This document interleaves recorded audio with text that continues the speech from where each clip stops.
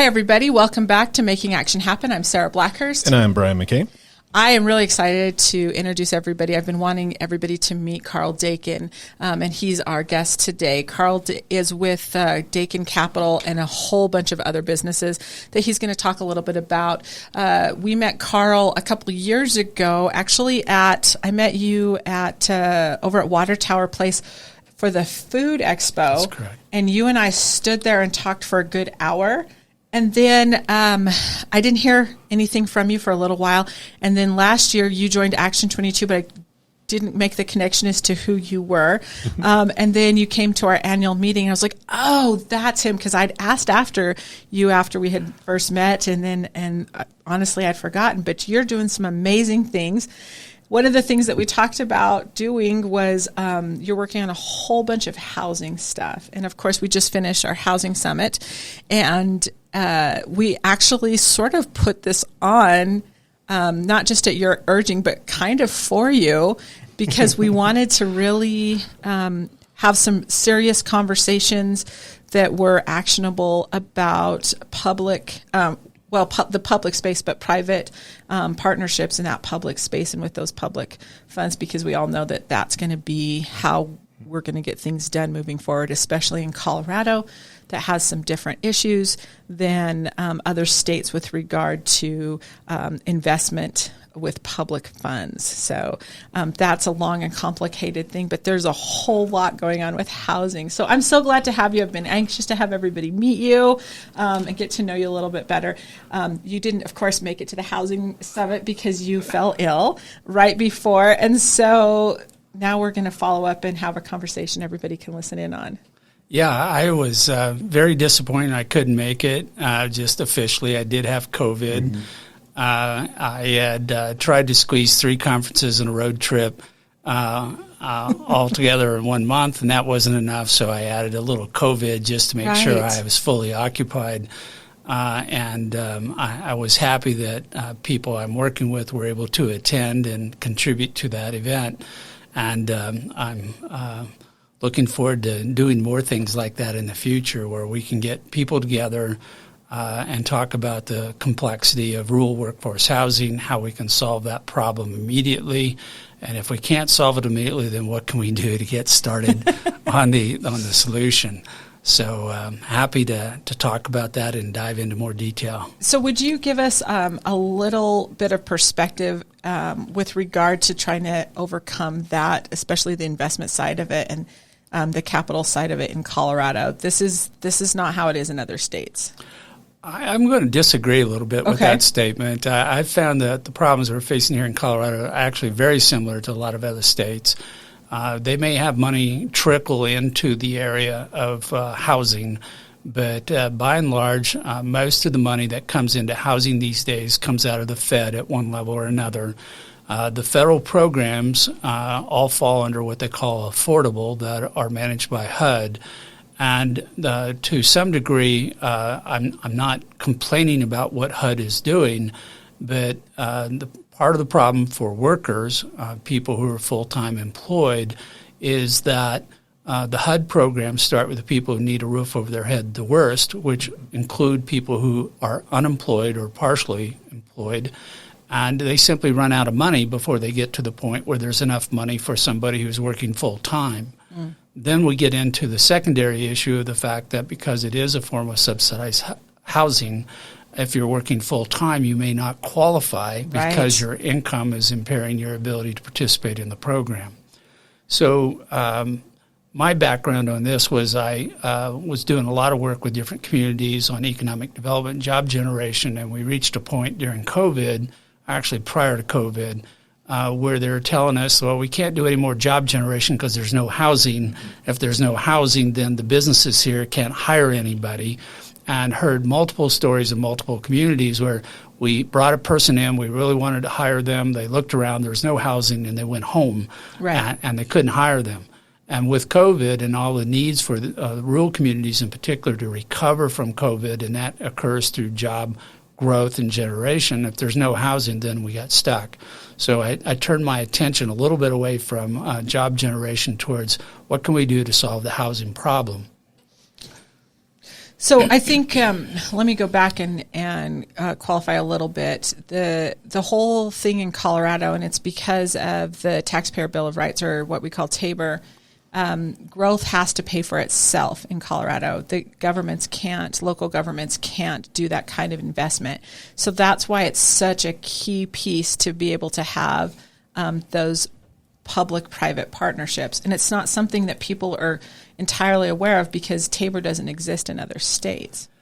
It doesn't, but actually historically, most states west of the Mississippi imposed laws into their constitution which banned the state government from investing in private enterprise, and the railroads are at fault for that. And so right. with a couple state exceptions, such as Texas, where they went in and amended their constitution to allow direct investment, it all ends up going around in circles. So the money has to go to a nonprofit or has to go through a state agency to a nonprofit before it can come back to a for-profit. And it's created a bias in the housing area, particularly where if you want to do housing and you're not a nonprofit, then you're kind of up against it on how you're going to get in and make something happen. And all the programs basically funnel money to the Fed through a bunch of different funding programs, which come down to community development investment groups, which in turn go to nonprofits, which may also be CDFIs. And there's a limited amount of money there. So again, at the end of the day, they're doing good work. They're doing their best they can. But with COVID, when you saw populations of homeless surge 240% or something like that, right, their job became bigger and it overwhelmed any money that was available. And then suddenly they have this new market that is being identified as the missing middle, right, which represents workers who are low income. And they struggle there because the definitions of what is a worker, what constitutes low income, and if you're in a rural community, you're not first in line to get funding from anywhere, mm-hmm, right, because most of the money is centered around large financial institutions which favor urban areas. So you have a whole series of different reasons why money is not immediately available, particularly for somebody who's considered at risk because of their low income and they're in a rural community, which creates a second level of risk. That's funny because, through my years of work, there would be people that don't quite qualify and say they're going to lose their house or, they can't pay their mortgage, but they make too much money to qualify for help. And a lot of times the federal government or even the financial institutions, their answer was like, well, just don't pay your mortgage for 6 months and then maybe we could come in, or, take a lower paying job. Yeah. And that's ridiculous. Like that pissed me off so much when we'd get that answer where it's just somebody needs a little bit of help and everything would be fine. Well, and another problem I'll point out, which we look at, is that almost all the federal programs support rental properties. Mm-hmm. There's no true opportunity to build wealth through home ownership. And because of that, people who are working at the low incomes in a rental and living in a rental property, if they get a job offer for an extra $1.50 or $2 an hour 30 miles over in the next community, they're going to jump to that because that's a major increase in pay. And so the stability or the roots in the community are not present. Mm-hmm. So all of our programs we're working on through Housing O2, which is our development company, we start off first with how do we enable home ownership so you can build wealth in that home. All the financial modeling we're doing using private funding in order to get to that outcome is there. And again, at the end of the day, the housing is necessary and essential for recovery from the pandemic at the economic development level. So all these pieces have to fit together. We have to get funding with available housing, with community engagement and integration into the economic development programs for everything kind of hum along the way we'd like for it to. Well, that sounds pretty simple to do. No. We're facing a number of additional problems which come up with that, which is part of why we're interested in having this housing summit and getting some of these issues on the table, in that in order to address the cost of housing, our current position is that housing probably needs to be manufactured off-site or prefabricated and brought onto the site, because there's little or no labor available to do on-site construction and preparation. And the cost is higher doing what is called a common sticks and bricks approach, or a semi-custom, build on site. If you do it in a factory with some automation where if it rains outside, you don't have to call your workers off, you can get to a lower cost of housing. So we started with that. Then we started looking at some of the newest, more modern technologies that were available to do this, which would contribute to a lower cost, and prefab steel buildings and flip-up walls, anything along that line. And what we found is a lot of the rural communities did not understand this technology. Their current building codes basically did not accommodate this type of a building. And if you walked it into them, even if they want you desperately to do workforce housing in their community, they go, we don't know how to handle this. Right. So you were overwhelming either in volume or technology or something else what's going on there. And so we are now advocating for more manufacturers, more automation in the manufacturing, different types of materials and new ways of going about it. And these are all coming up against the wall of local community doesn't know how to work with it. Right. Yeah, and it's when you hear a prefab home or a manufactured home going back 20 years, nobody liked them, right? They were kind of uncomfortable. They all look the same. But now with the technology coming out and how they're building them, I mean, they're beautiful. They're no longer that old. Well, yeah, and since that time, HUD has come out with two levels of standards. There is what they call manufactured house, which is the higher standard. Then the other ones are the modular homes, which are the ones that most people have problems with because the quality is not there and they may depreciate instead of appreciate in value over time. But the newest technologies, you can build a multi-million-dollar house of the highest quality. It can have all the features, buzz features you want to put into it, and it can be a higher quality home even at a lower cost. Mm-hmm. And that's what we're striving for right now. Is there's only so many variables out of the 100 or so we're working with that you can really influence significantly in doing development. And trying to push down the cost of housing is the one that we really want to focus on.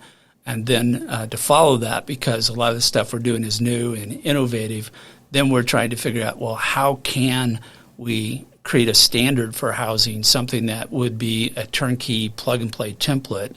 And that is where one of the things we've done since the summit, which is not that long ago, is I'm now working with Jason Nagy. We have stood up a brand new nonprofit called the Rural Workforce Housing Innovation Coalition.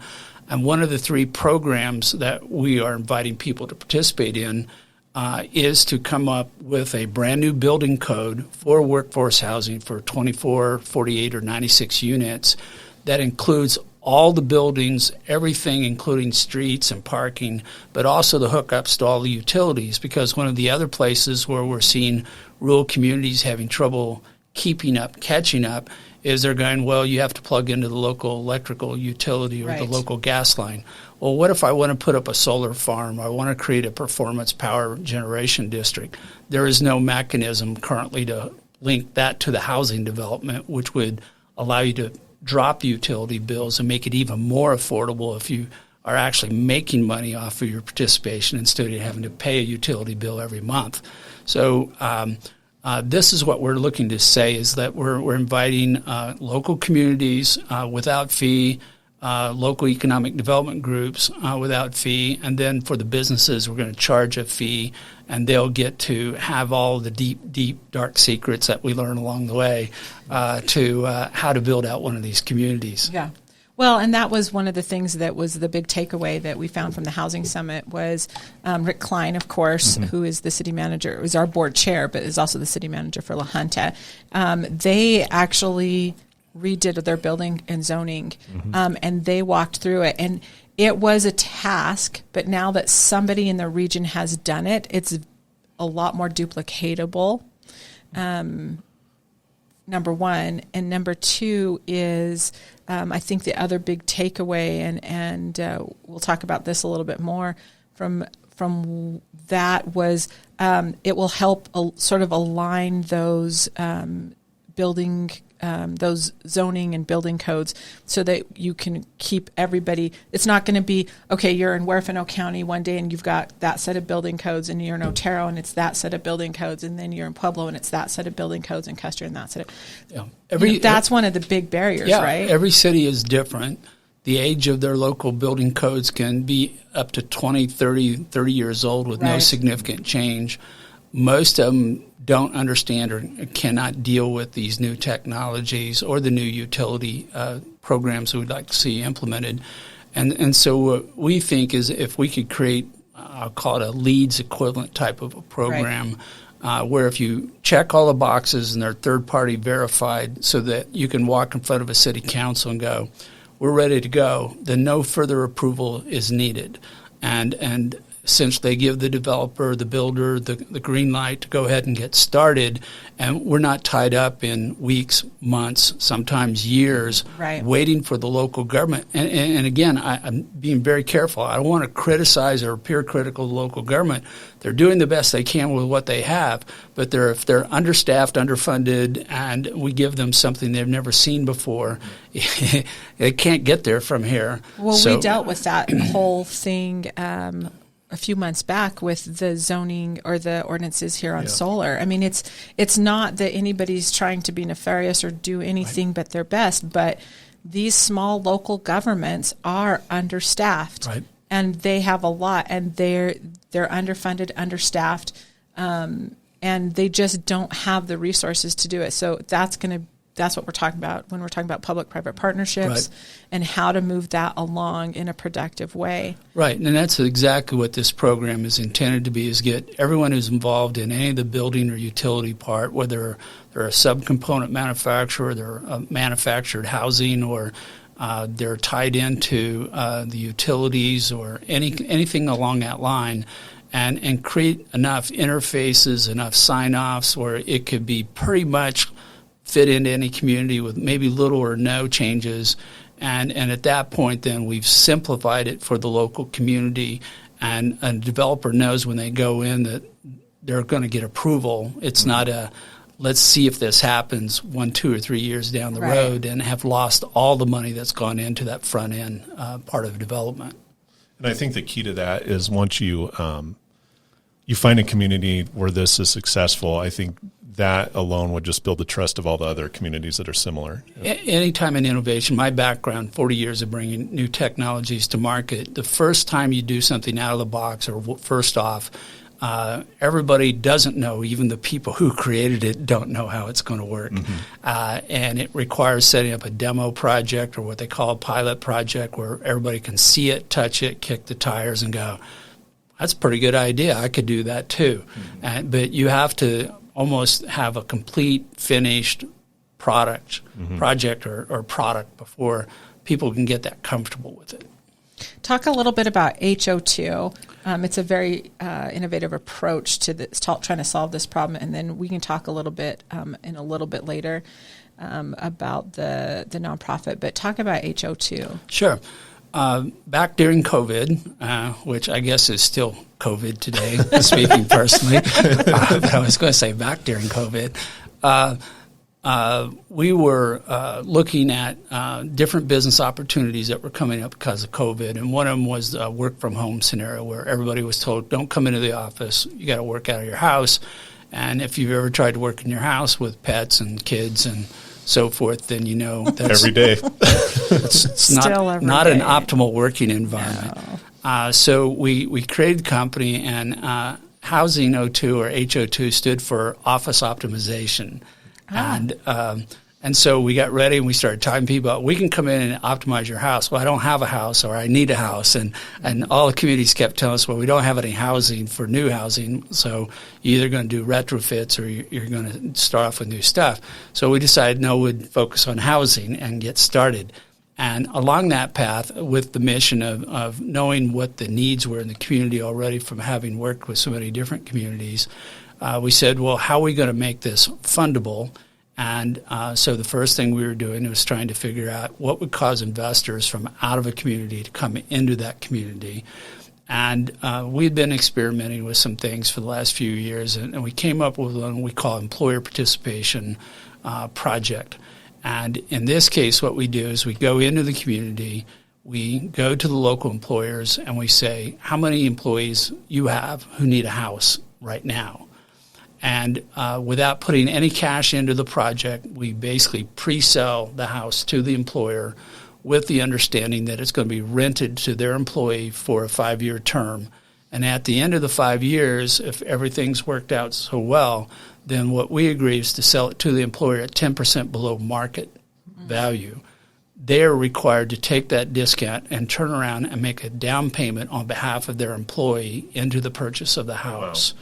So with no cash in the program, they get a great incentive to hire and retaining people for 5 years. And anyone who's a low-income worker who has a 5-year work history with a singular employer who has 10% to put down on a house will qualify for several of the different mortgage programs that are out there.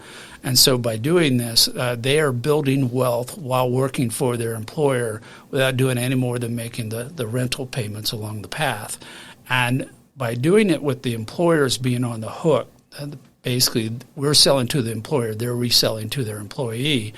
Then when we go to an outside investor, we say, we'd like for you to put money into the construction and so forth of this project. They go, well, I wouldn't give money to that low-income person because I don't know them and so forth. Right. But I happen to know the local government, happen to know the local hospital, happen to know the local school district. They're all still going to be here in 5 years. And so their credibility, their credit worthiness is what's leaned upon by these investors to come into the project. And it also builds, it retains people living there as well, because one of the hardest things for rural Colorado that we deal with is people leaving. Yep. Or people coming in and not staying, and this is wonderful. Yeah, so for a low-income worker, a 10% down payment may represent 6 to 8 months of paychecks. You're right. That's a big incentive. It's not, here's a $500 or $1,000 signing bonus. We're talking $20,000, $30,000. And that's worth sticking to the job, and hopefully during that time period they're increasing their skills, they're making more money, and when they get to the point of stepping from the rental into the mortgage, it's just a simple step. It's not a big step for them. Well, the idea of having the opportunity with a job to increase your wealth instead of just the rental part of it, it keeps that middle income or that middle low income stuck. There's no way out. Otherwise, it's not there. And that's part of the complaint I have with the federal programs that if you're the developer, you're supposed to rent. I believe the minimum is 7 years. And it's very hard to get somebody to stay for 7 years, even if they're loving their job and where they're at. And during that 7 years, there's no equity whatsoever. Where this program, the 5 years does count. You do have a payday at the end of the 5 years, so you're building wealth even though you're not controlling ownership of the property at the time. So we're just post-COVID, sort of. Couple weeks post-COVID. Until the next search around November. Brian, stop it right now. So Brian and I got it. We all got it. Both of our families, everybody in both of our families got it really early on in November of 20. Then we turned around and we somehow skirted Delta, but we all got Omicron too. So if there's another round, we're mad. Well, I'm mad about it, but I appreciate that. But we'll just work through it. We don't care. One of my other hats we'll have to talk about is this new air disinfection technology I'm working with, which is installed in my house. And so everybody goes, "How did you recover from COVID in 3 days?" I go, "Well, I have a state-of-the-art system in my house, and." Even though we have no clinical data, I have to make this statement that says that inhaling this cold plasma charged particles entirely, it may actually have a remedial effect on the length and duration of COVID or other respiratory diseases. So we'll be talking about that in October for Brian's house and our house. And we'll see. We'll talk about that. So you haven't really been able to, you haven't had the time yet to really have a success story on this approach. No, we started a little over a year ago with our first project in Walsenburg, Colorado. We bought the 3 acres behind the old high school, known as the old football field. We know it well. And the city welcomed us in, and they've been working with us hand in hand throughout this entire process. But this particular property is in a 100-year floodplain, and the floodplain was imposed after the city was built. So this is an example of a federal regulation which is sitting on top of an existing built city, and that's not a simple problem. any way you look at it. So after doing everything we could within design, we had to cut our initial program back from 48 units to 16 units. Wow. But we've now figured out how to do this engineering-wise to conform to the FEMA and the city regulations. And we've submitted a rezoning application for the football field to an R2 multifamily. And we're just waiting on that final approval before we can raise our funding. We've already got a couple employer commitments already, and we'll have to go out and finish those off. Then it's about a $3.5 million project. We raised the funding in. We're working with a local builder manufactured housing here in Pueblo, IndieDwell, and they have a steel building that is perfect for this kind of a situation, and we'll throw those up in a hurry. Hopefully we'll be done by this time next year. They'll be occupied, and people will be working on their 5-year rent-to-own program. Yeah. And Walsenburg is desperately in need of that. They've always struggled. They've always struggled financially down there, and it's one of the biggest issues of why they haven't thrived more. Because there's really not a lot of reasons for them not to, is because they haven't had that housing component. And you drive through Walsenburg, and you see houses falling down, and you're not interested at all in trying to invest in that space. But so that's a really big deal. Even 16 units is a really big deal in Walsenburg. It is. When we first started talking to them, there were estimates between 100 and 200 units needed in the community. They now have told me 300. Not all the units they need are going to fit within the model that we have. So this is one approach. We're now looking at what we're calling a collective or a private real estate investment trust approach, where instead of having individual deeded properties, people will have common ownership in a larger group of buildings. And so we might throw up 20 apartments, and every rental payment will include a set-aside which will buy them a bigger stakehold in the building itself. So it's like buying stock certificates, where every month you're making a payment, pays for the rent, also gets you a little bigger ownership piece of the pie. And this is something that actually we started thinking about over a dozen years ago for a rural art community that was going to be up in Central City. And we were trying to figure out, how do we deal with artists who have no certainty of how long they're going to stay in place. And every time you build an artist housing area, everybody around that then moves in, and the prices go up, and they get pushed out. They get gentrified in a hurry. Right. The old joke is, where's the next property you should buy? It's wherever the artists are living now. Would apply to that. Salida. Yeah. So we're looking at some models there. This would potentially work well with better seasonal places like the resort areas. It also worked with some of the health places where they're bringing in healthcare practitioners who are on on-call basis, and they're really never going to fit into a long-term rent-to-own program. And so we're looking at that. The other thing we're looking at currently is trying to how to remodel the upstairs of Main Street. So quite commonly, you'll have a commercial downstairs, but upstairs is either unused or underutilized. And the question is, can we come in with some modern technology, maybe slide in complete units and do this that conforms to ADA and fire requirements, and do it at a price point that would be far cheaper than a straightforward remodeling type of an approach. So we're going to continue to stretch limits and experiment, and at the same time, we're going to deal head-on with these issues that we're seeing in all communities, which still has to do with the cost of housing and with local code regulations. So if you can get over those initial issues, and I say initial, they're not, they're bigger issues for you for sure. We believe we can solve the problem now. I guess that's what I'm asking. Yeah, so we don't see this as an insurmountable problem. It's just a matter of making it more efficient, which will serve to reduce the cost, which means we can make more housing available to even lower incomes. So with the project in Huerfano County or in Walsenburg, and by the way, 16 units, I was just kind of trying to do the math in my head. That would be equivalent to about 200 units here in Pueblo, wouldn't it? Or would it be more?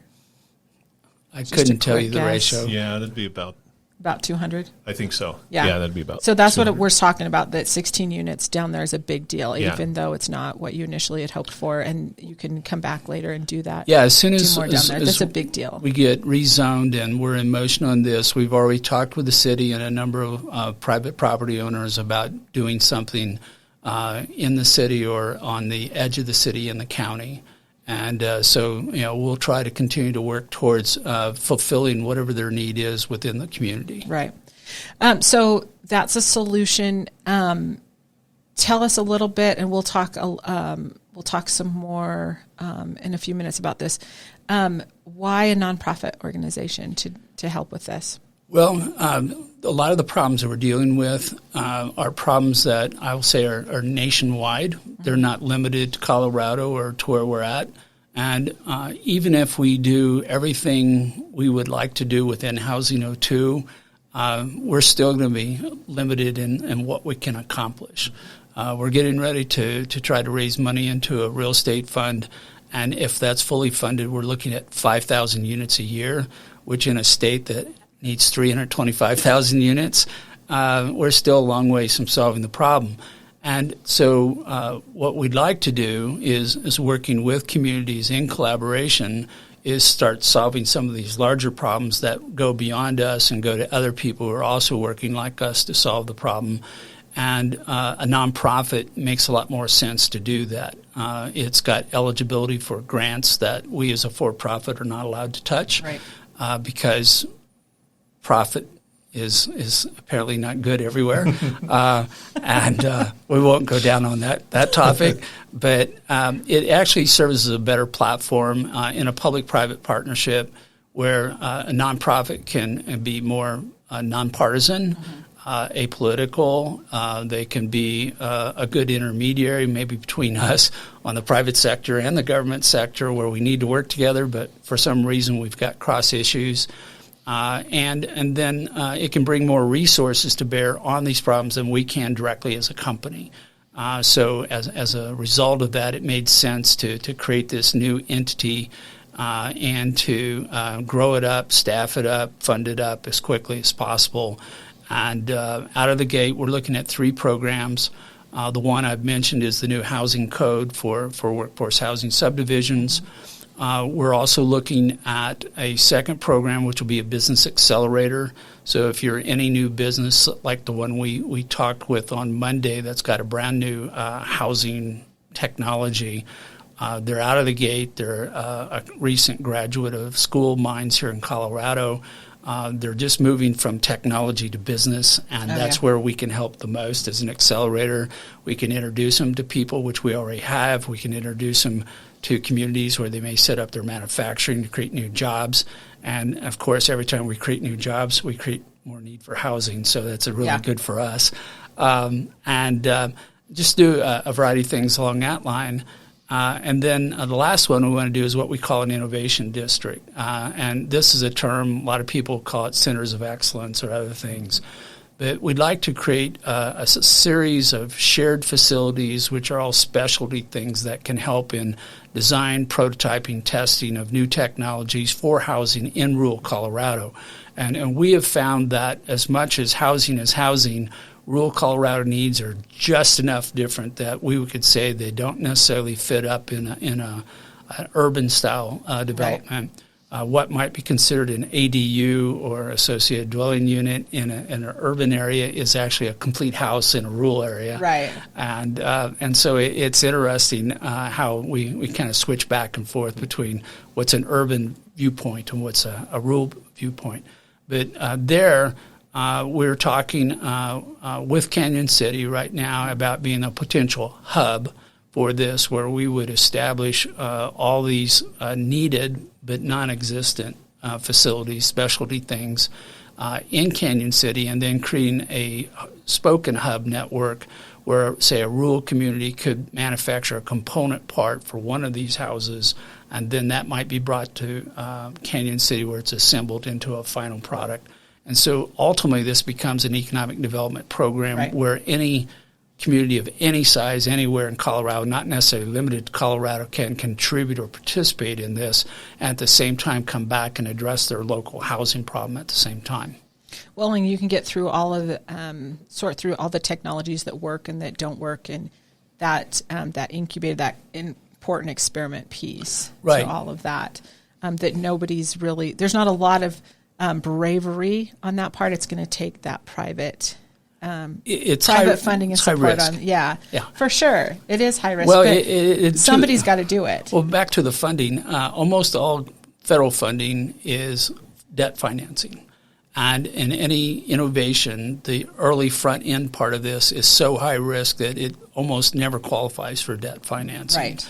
And that's where private money has to come in and take that risk on with the hope that that's going to turn positive down the road. At some point, you reduce the risk to a point where then debt financing becomes appropriate and it becomes more available. And then once you get to actual construction, there's lots of sources for funding. But that front end, the development work, or in this case even the technology development work, that's higher risk, and that needs private funding to make that happen. And so, having a site where you could bring in any strange idea, build a prototype, test it out, stick it into an existing prototype house and go, how does that interface with this?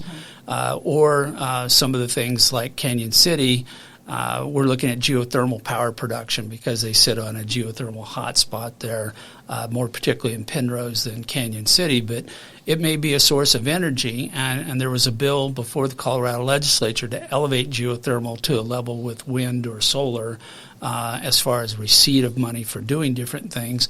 But it's been largely ignored because it was off to the side. Right. And again, where would you test that at? Well, we can test it in Canyon City. Test it in Canyon City. Yeah. Or our friend Brad Ajamar, who is desperate to try to figure out a way to use hemp as building material.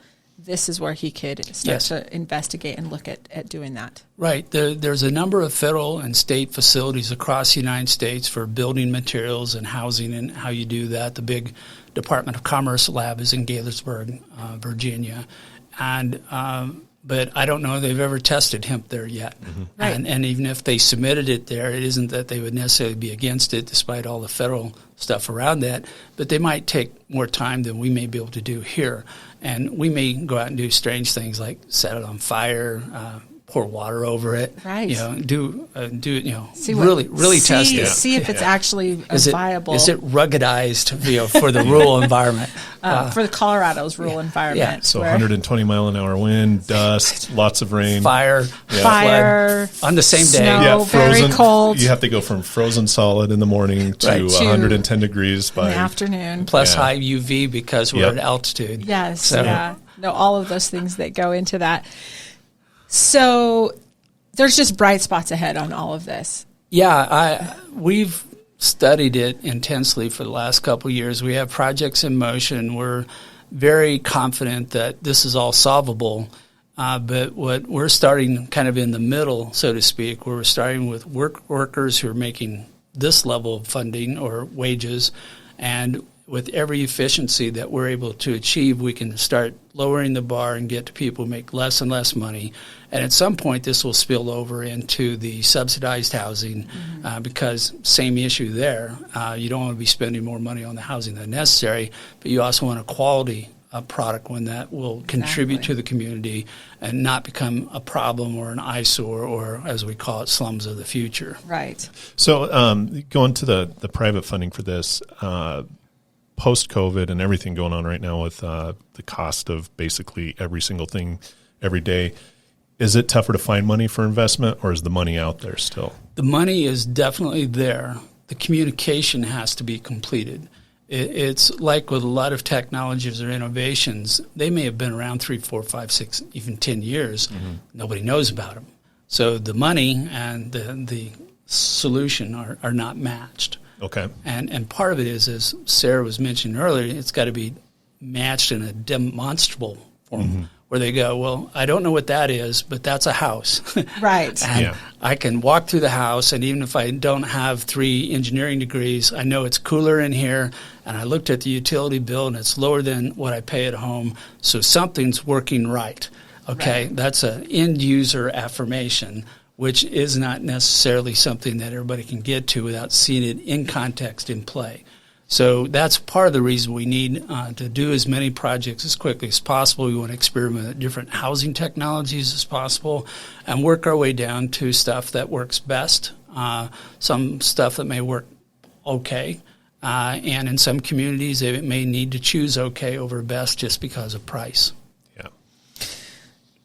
We were super excited that you're bringing this to the table. We know there's a heavy lift coming on trying to get over the local communities and all of that. Will you give a shout out to some of the names is what I'm asking you. So like we talked about Rick Klein, but some people that have been really great to work with so far. Name some names. Well, I really appreciate working with everybody in Wilsonburg and in Huerfano County, from Dustin, who's the city manager down there, to Carlton Croft, who's the head of economic development for the county, and Carl Young, who's the county administrator, who basically said, "Come on down, let's make something happen down here." Then I've been working with Susan, who's the city manager in San Luis. Tricia Herman, who is the county economic development up in Phillips County in Holyoke, and we're now talking with Rick, who's the new city administrator in Georgetown.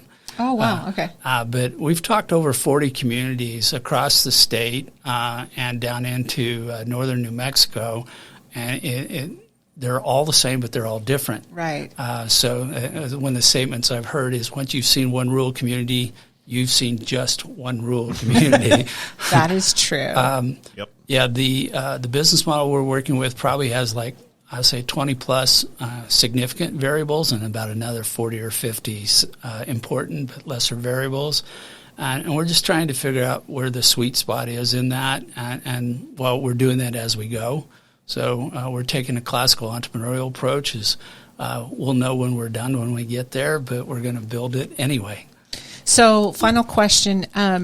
So, Action 22 members who are listening and are just our regular listeners, they're gonna be watching all of this with great interest. What would you tell them that they can help? Like, they're going to want to be involved. So, what? For anybody who wants to be involved, if you have an immediate housing need, we would talk to you about what we can do and when it can be done, and just try to get it, so to speak, into the production line. Beyond that, though, while we're working on these larger issues, I would like for you to contact Jason Nagy at this new nonprofit, the Rural Workforce Housing Innovation Coalition. And if you've got a new technology, talk to us about the Accelerator. If you have a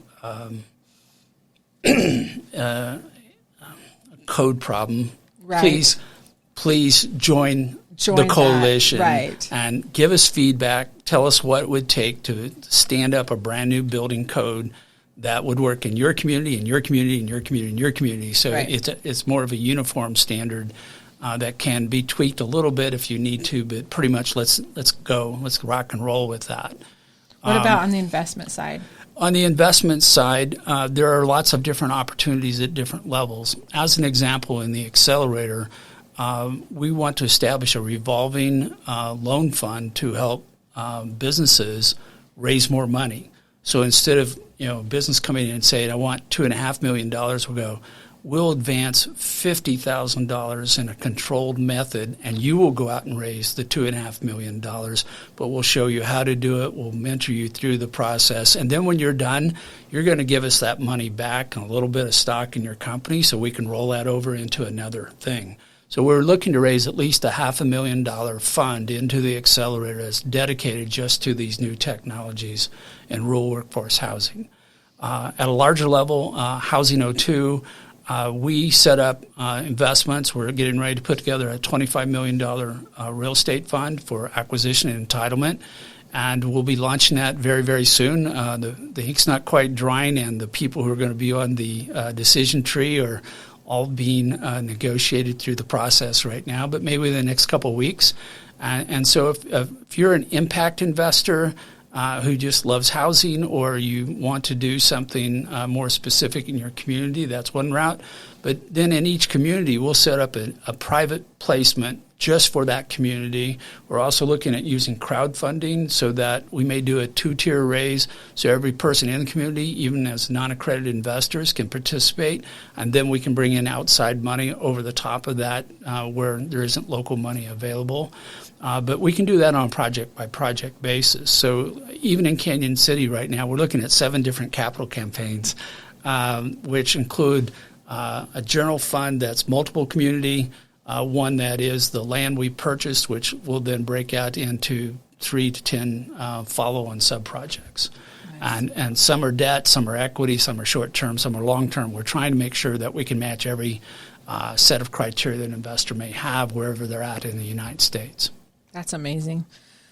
Well, Karl, was there anything else? No, that's a lot. It's a lot. I'm happy to talk to you for 4 or 5 more days. So yeah, no, we could talk about this for 4 or 5 more days. We want to do a little bit more of a follow up on the housing summit and kind of talk that out and really what the nonprofit is going to look like. So, Karl, just thanks for coming down and having this conversation.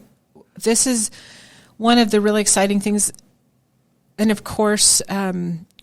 We like your approach because it feels and sounds a lot like Action 22, except that it's focused on just housing, which we are happy to participate in. But that if we have somebody that's running things that they've got it covered, then we can be a support role in that, which is what we really want to do because there's all these other issues on the rural side of it. So we're excited that you're starting this nonprofit that's going to do all these amazing things.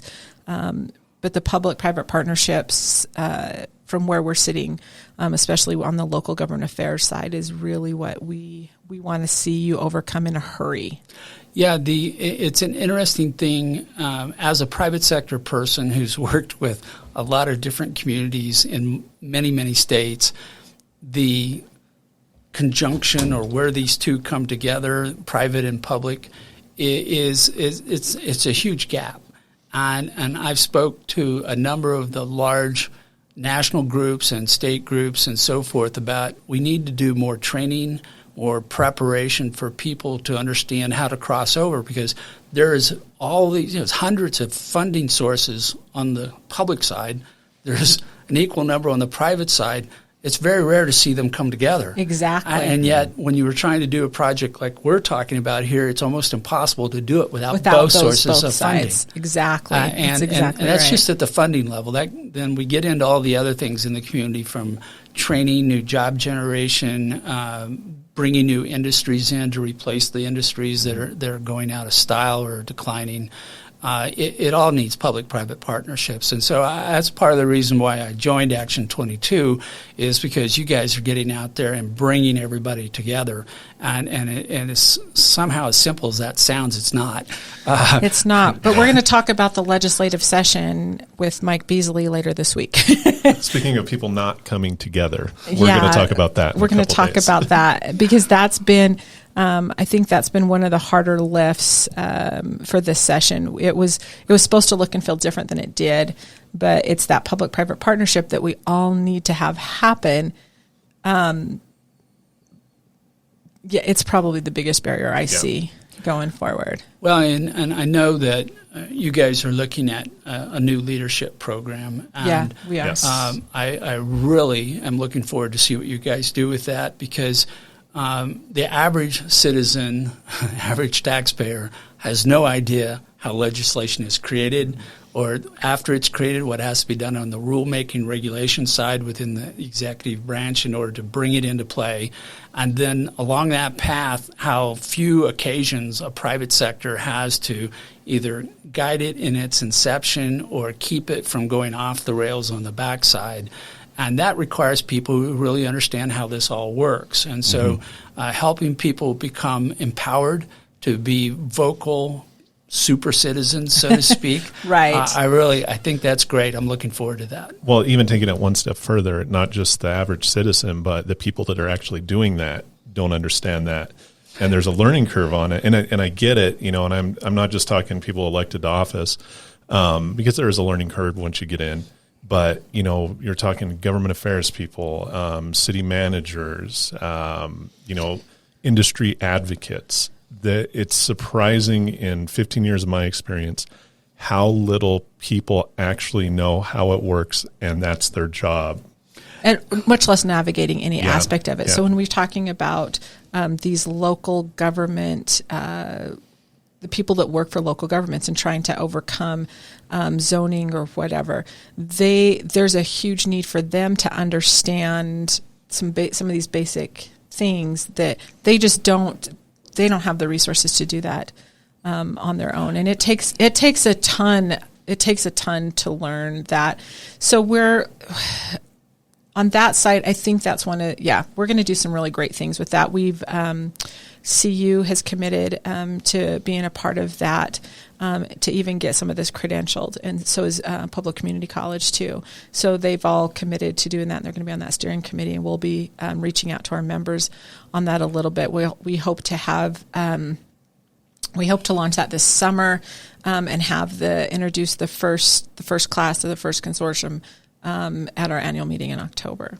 So great. That's what we're going to. I look forward to that, because the more people understand how it works, the less combat that we'll experience. It will, and it's intimidating at first, but then once you figure out a couple of small things, then you do that. And the leadership programs we're not going to replicate the other leadership programs around. We're going to do something that's a little bit more get your hands dirty to figure this out kind of thing. Well, and through the new nonprofit, we already have a couple things in mind that might be softballs to work with. We look forward to that. We definitely look forward to that, because it's really going to be this program is going to be by Action 22 members for Action 22 members, so that we are doing that lift, that we're just facilitating the lift for them, basically, is what we're going to do, and building a deeper bench. Yeah, to use a basketball term. Funny story, working in D.C., new people coming into the Hill to work, you look at their resume and what they went to college for. You know what you did not want to see? Political science. Yeah. Because they think they know how it works, and they have no clue how it works. We get lots of questions. I get the questions on the state side. Brian gets the questions on the federal side. So we're hoping that it'll actually be this really will good. Answer these questions. Yeah, this will answer these questions for people who go through all of this. They'll get all of it. Yeah, I remember I testified on a bill in front of the state legislature, which was the business subcommittee, and one of the legislators asked what a corporation was, and I had to stop very carefully and provide a controlled response to that question. Yeah, because it was very important for what we were trying to do, and the fact they didn't understand what a corporation was spoke greatly to the fact that we have a representative government who is supposed to be there to help us out, but they don't necessarily know everything they need to know to make a best decision. That's where the private sector and other people have an opportunity to educate them on what they need to know.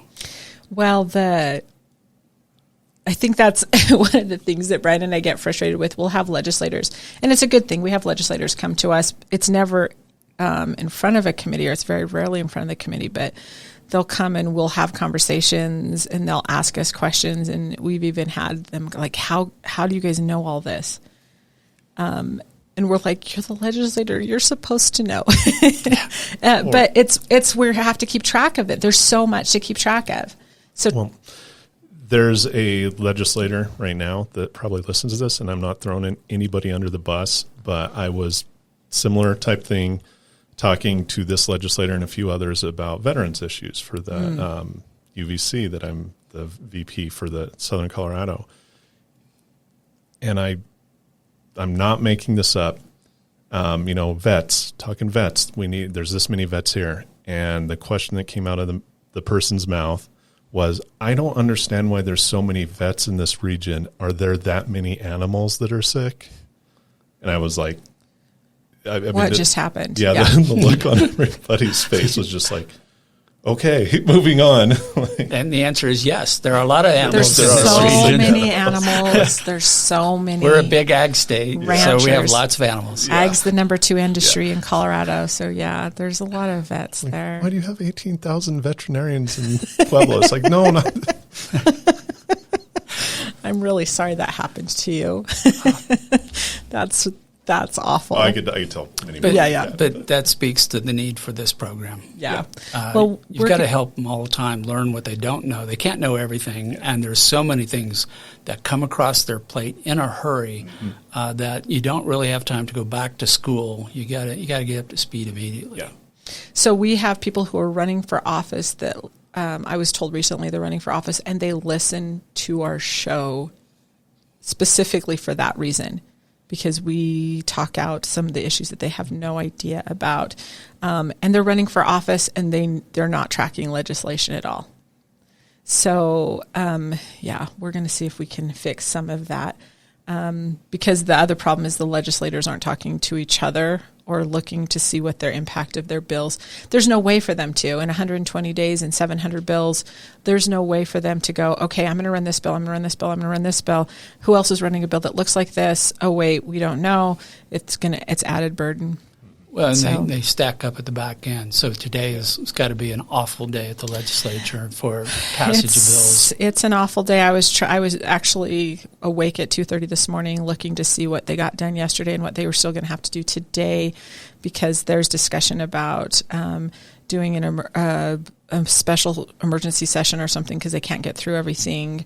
And so instead of just actually knuckling down and getting through it, figuring out what the minutia is and tossing that out, they're just playing the blame game with each other. So it's a lot like I was describing it to my boys on the way to school the other day, and as middle school, as I'm describing it, I'm realizing that I'm talking about what life looks like for them in middle school. So it's just rough. We have some, really great legislators that we really love. They tend to be the Action 22 legislators, but there's such a small number of them that it's the connecting urban and rural that we really, we get a lot talking to us about it. And fortunately, the soapbox that I got on top of for our housing summit did not get recorded, so nobody's going to hear that who wasn't there. But I was on a little bit of a soapbox about stop adding burden.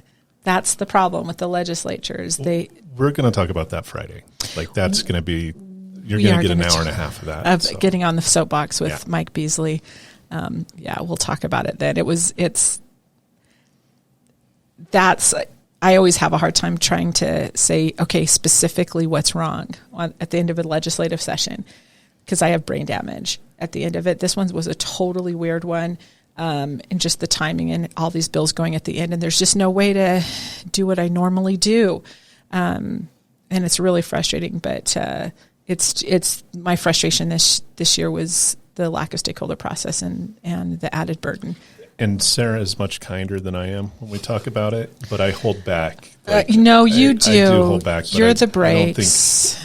I don't think I will after this, because I have some strong feelings about a lot of stuff that happened. Yes, we all do, and trying to be reasonably politically correct, and also needing to work with these people in the future. We have to figure out how to bring them up to the standard we're looking for. Yeah. And by the way of saying that, the views and opinions on this podcast do not necessarily reflect the views and opinions of Action 22 nor its board. No, so anything that comes out of my mouth is my opinion. And mine as well, and Karl's as well, or any of our guests. Those are the opinions of their, but it's on, when you're on the receiving end and when you're in the trenches, and it's a little bit different.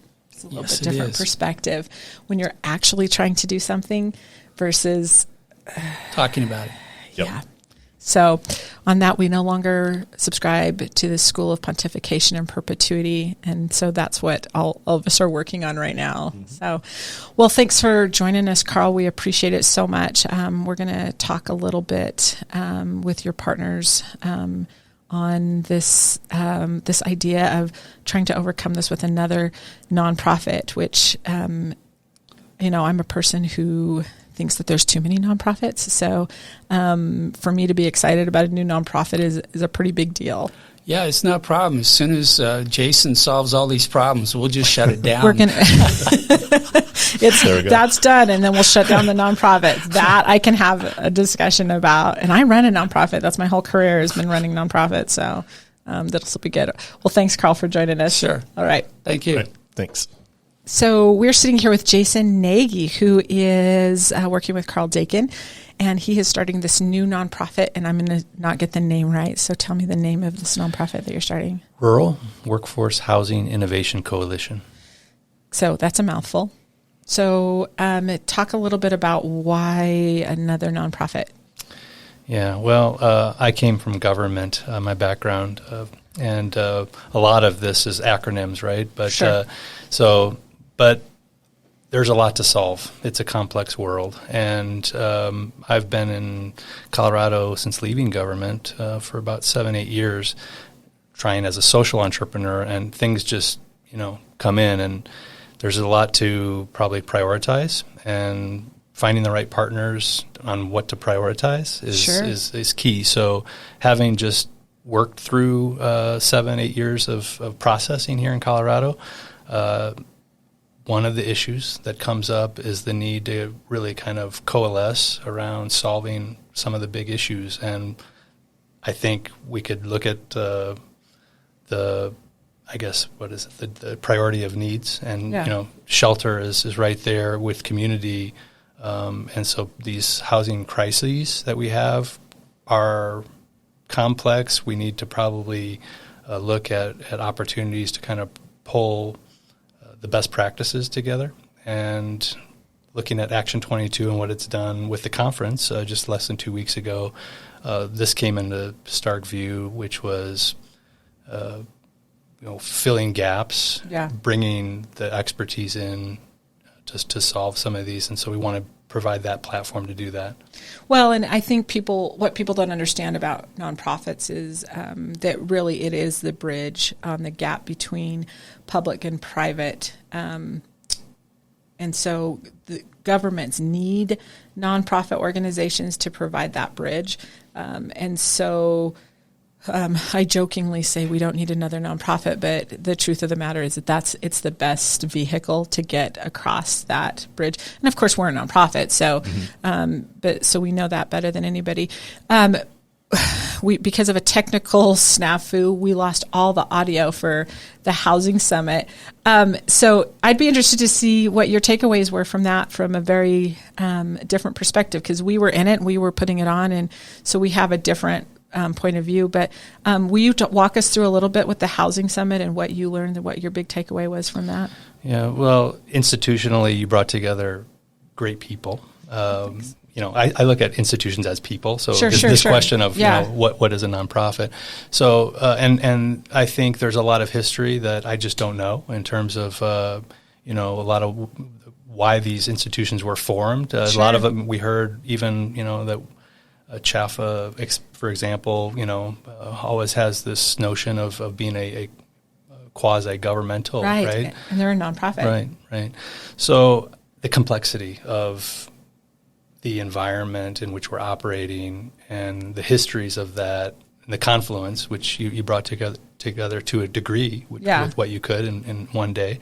I think, coming in, it's always, looking at what is prioritized with the communities that are brought together and doing a better where there are gaps that are raised, and there were a number of gaps that were raised, and then trying to basically as Rural Workforce Housing Innovation Coalition, basically trying to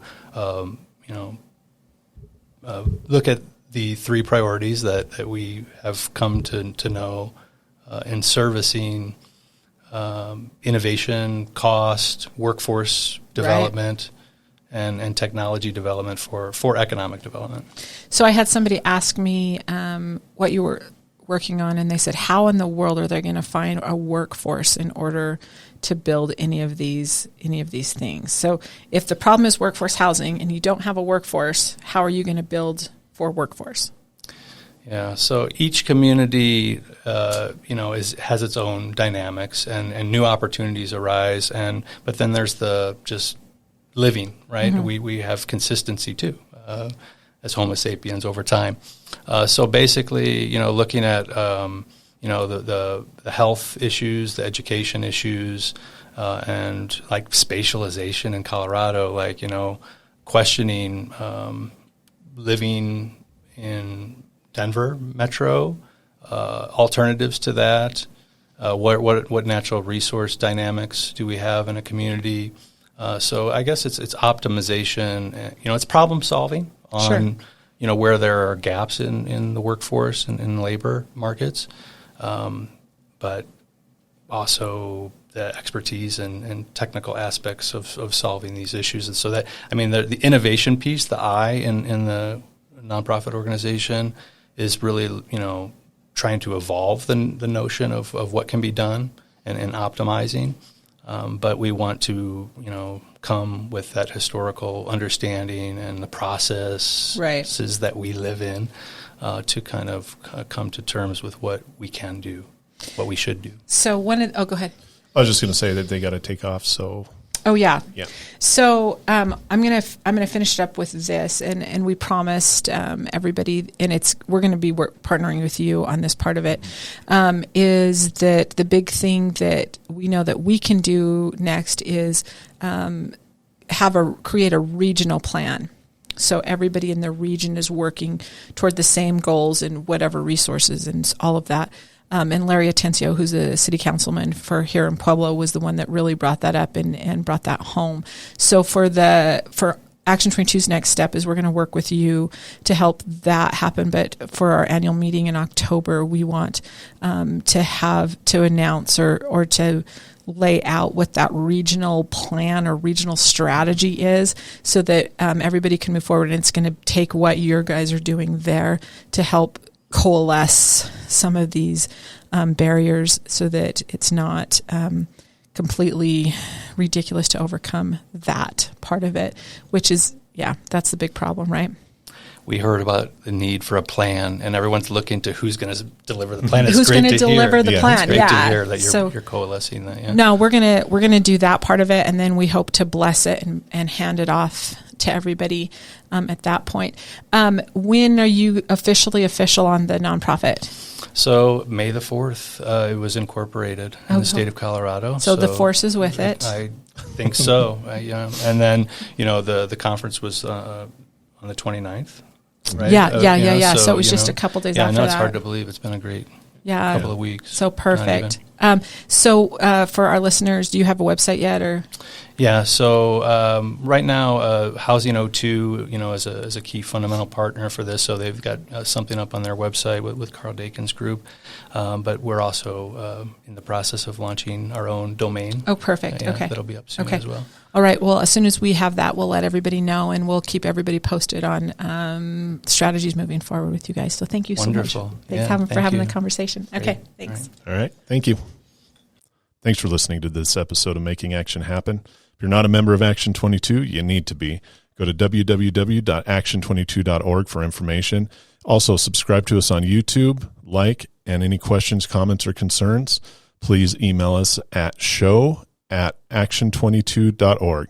Again, it's show, SHOW, @action22.org. Thanks.